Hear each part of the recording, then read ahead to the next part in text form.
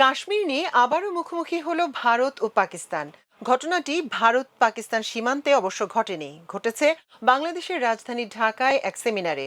আজ সোমবার Bangladesh Institute of International and Strategic Studies আয়োজিত rebuilding trust renewing regional integration pathways for revitalizing SAARC শীর্ষক সেমিনারে মূল প্রবন্ধ উপস্থাপন করছিলেন বাংলাদেশ ইন্ডিপেন্ডেন্ট ইউনিভার্সিটির Centre for Bay of Bengal Studies উপদেষ্টা এবং সিঙ্গাপুরের ন্যাশনাল ইউনিভার্সিটির ইনস্টিটিউট অফ সাউথ এশিয়া স্টাডিজের বিশিষ্ট ভিজিটিং রিসার্চ ফেলো রাষ্ট্রদূত তারিক এ করিম। মূল প্রবন্ধ উপস্থাপনকালে তিনি দক্ষিণ এশিয়ার একটি মানচিত্র দেখান। তখন হঠাৎই সেমিনারে উপস্থিত ভারতীয় হাইকমিশনের দ্বিতীয় সচিব পূজা কুমারী ঝা প্রতিবাদ শুরু করেন। পূজা কুমারী বলেন, এখানে ভারতের যে মানচিত্র দেখানো হয়েছে তা সঠিক নয়। জম্মু ও কাশ্মীর ভারতের অবিচ্ছেদ্য অংশ, তাই উপস্থাপিত মানচিত্রটি সঠিক নয় বলে আমি মনে করি। এ সময় রাষ্ট্রদূত তারিক এ করিম বলেন, মানচিত্রটি শুধু উপস্থাপনার সুবিধার্থে ব্যবহার করা হয়েছে, এটি প্রকৃত সীমারেখা নির্দেশ করে না। এ সময় পূজা কুমারী ঝা বলেন, আমি বুঝতে পারছি স্যার, জম্মু ও কাশ্মীরকে আমরা ভারতের অবিচ্ছেদ্য অংশ হিসেবে দেখি, এখানে সেটি ভুলভাবে উপস্থাপন করা হয়েছে, তাই বিষয়টি উল্লেখ করতে চেয়েছি। এ সময় তারিক এ করিম পূজা কুমারীর উদ্দেশ্যে বলেন, আপনার পরিচয় কি? জবাবে পূজা কুমারী বলেন, আমার নাম পূজা কুমারী ঝা, আমি ঢাকায় ভারতীয় হাইকমিশনের দ্বিতীয় সচিব।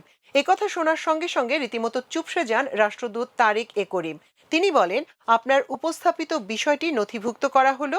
এর পরপরই সেমিনারে উপস্থিত পাকিস্তানের ডেপুটি হাইকমিশনার মোহাম্মদ ওয়াসিফ তারেক করিমের উদ্দেশ্যে বলেন, এই ইস্যুতে আমাদের বক্তব্য রয়েছে।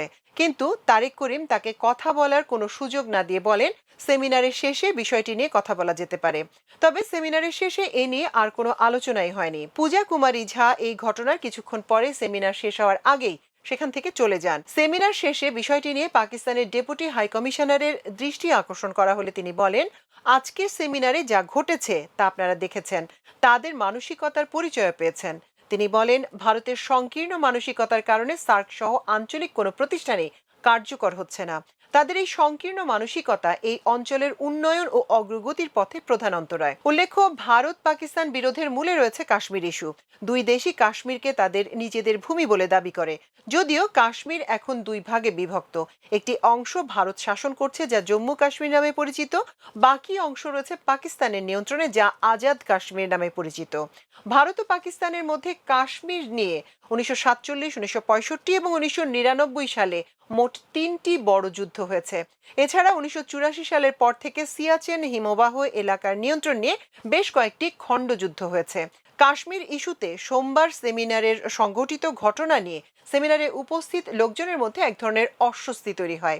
কেউ কেউ বলেন, ভারতীয় কূটনীতিক তার আপত্তির কথা জানাতেই পারেন, তবে তার উচিত ছিল তারেক এ করিমের বক্তব্য শেষ হওয়ার পর বিষয়টি উপস্থাপন করা। কিন্তু তিনি সেটি না করে বক্তব্য চলাকালে যেভাবে প্রতিবাদ জানিয়েছেন তা গ্রহণযোগ্য নয়।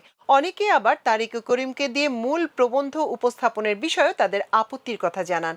তারা বলেন, ফ্যাসিস্ট হাসিনার ঘনিষ্ঠ ও সুবিধাভোগী এই কূটনীতিক বিআইআইএসএস এর সেমিনারে মূল প্রবন্ধ উপস্থাপনের সুযোগ পান কিভাবে?